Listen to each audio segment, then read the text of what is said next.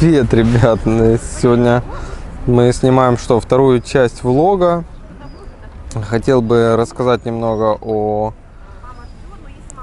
своих продвижениях, которые прошли за последние за 2 или 3 недели после предыдущего влога. Ну, по ощущениям, знаешь, какой-то произошел турбоскачок в понимании игры. И, конечно же, во всех румах, в том числе в PokerStars, везде начало очень хорошо складываться, и начал я чувствовать какое-то превосходство над поляной. Конечно, в апстрике это очень легко говорить, и наверняка каждый из вас испытывал эту ситуацию, когда... Да нечего сказать, ты чувствуешь себя самым-самым-самым топом, да и все. И понимаешь, что твоя игра безупречна, ты только лишь наблюдаешь за ошибками оппонентов. Но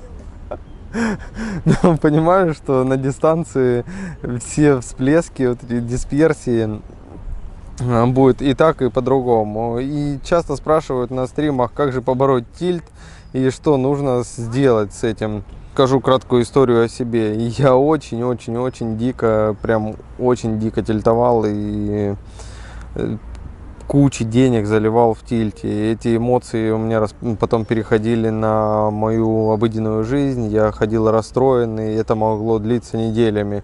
Сегодня не складывается, я хожу расстроенный, иду, заедаю. Это проблема, там особенно любил заедать сладким.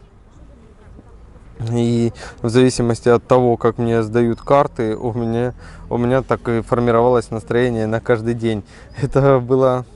Сейчас вспоминаешь, конечно, это было забавно. Периодически, конечно, у меня и до сих пор такое бывает. Я еще не до конца разобрался со всеми проблемами. Но основное, с чем вот я бы сейчас, если бы начал разбираться со своим тильтом заново, то... Перво-наперво это, конечно же, не играть в тильте. Не играть в тильте и научиться его распознавать. Что делать, чтобы распознавать свой тильт и не играть? Ну, логика примерно такая и принцип действия примерно такой.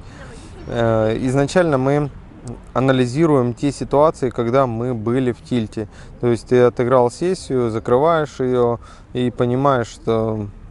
Вот именно сейчас это был тильт. Я сейчас выхожу в эмоциональном подавленном каком-то состоянии, злой, расстроенный, совершал кучу ошибок. И сразу основная задача, вот когда находишься в этом эмоциональном состоянии, максимально собрать всю информацию, что произошло, выписать ее куда-то и провести анализ. Но первый шаг, я еще раз повторюсь, это не играть в тильте. И когда ты каждый раз заканчиваешь сессию и в очередной раз ты отыграл в тильте кучу раздач, то что нужно сделать? Ты берешь тетрадку и записываешь просто, какие аргументы тобой руководили, почему ты продолжал играть, хотя осознавал, что ты уже находишься в эмоциональном состоянии. То есть ты вроде бы, если ты понимаешь, что я уже на эмоциях и не выходишь, это вот первая проблема, с которой я столкнулся. Я продолжал играть, несмотря на то, что я тильтую, я чувствовал, вот там я плохо сыграл, еще что-то, какие-то эмоции испытываю, но все равно продолжал играть. Мной руководило желание, я вспомнил, мной руководило желание отыграться. Я всегда хотел отыграться. И, как говорили, как это звучит, сейчас постараюсь вспомнить. Папа бил сына не за то, что сын играл, а за то, что сын отыгрывался. Как-то так это звучит, но смысл примерно в этом был. Я все время хотел выводить сессию в плюс, заканчивать плюс и фиксировать этот результат. И за счет этого продолжал играть более длинные сессии, когда проигрываю, совершал больше ошибок. Тоже говорят, что как замазка двигатель катки, но вот это как раз замазка. И нужно понять, почему же все-таки мы продолжаем играть замазки. Для этого берем листик и выписываем: я играю потому что.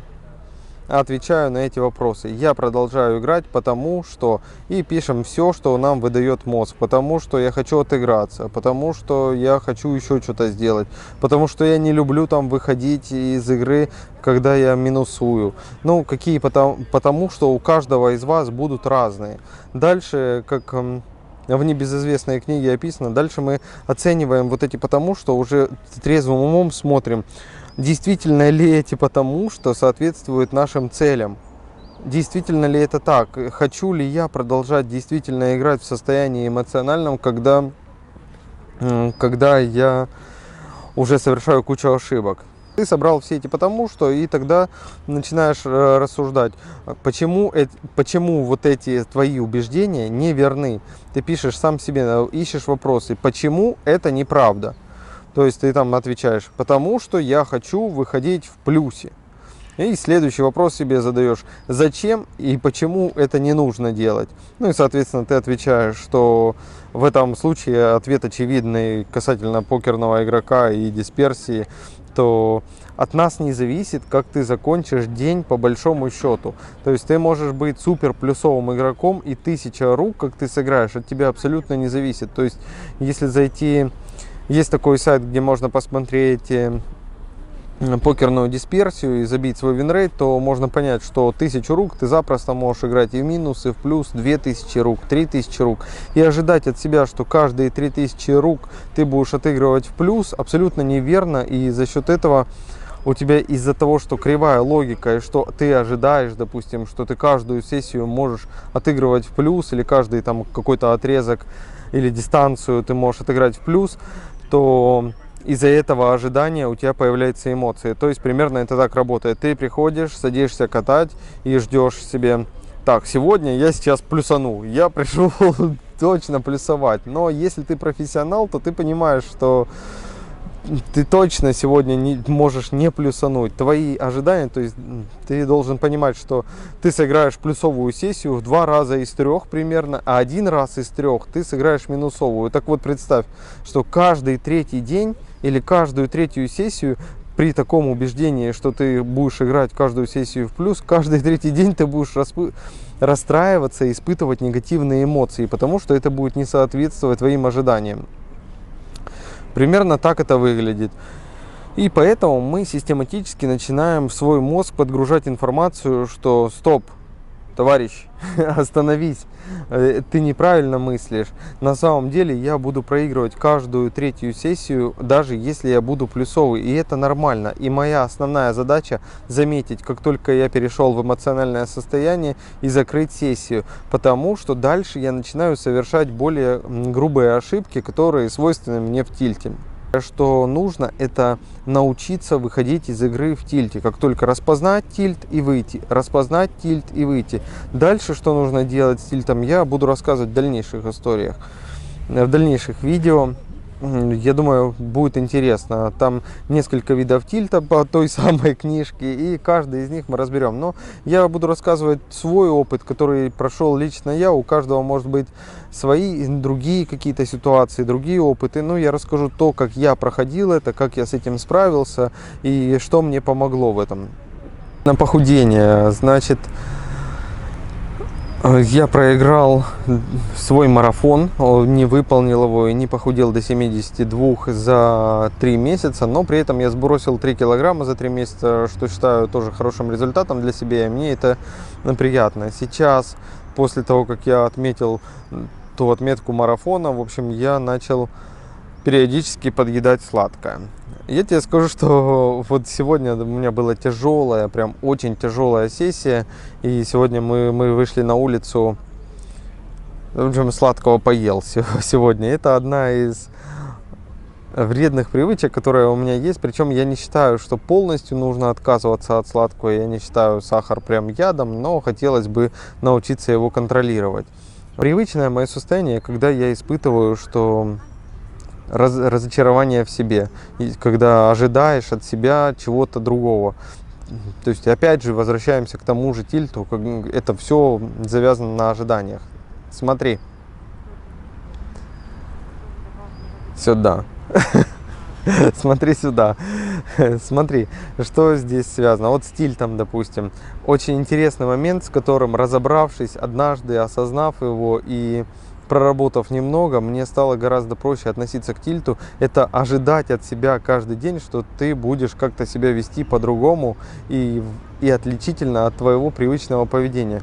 То есть, если я после тяжелых сессий ем сладкое, то ожидать, что завтра я перестану его есть, будет наивно. И, соответственно, если я ожидаю сам от себя, что я перестану есть сладкое после тяжелых сессий, а потом я объедаюсь, это формирует у меня негативные эмоции и ожидания мои рушатся. В общем, я испытываю злость, разочарование в себе, еще что-либо. Ну, вот так, собственно, и в сессиях получается, когда ты ожидаешь от себя, что колить сегодня ты не будешь, блефовать ты не будешь сосредоточен, еще что-то будешь делать, а начинаешь делать во время сессии, то как раз во время игры у тебя и возникает эта эмоция, что разочарование в себе, может быть, злость на себя.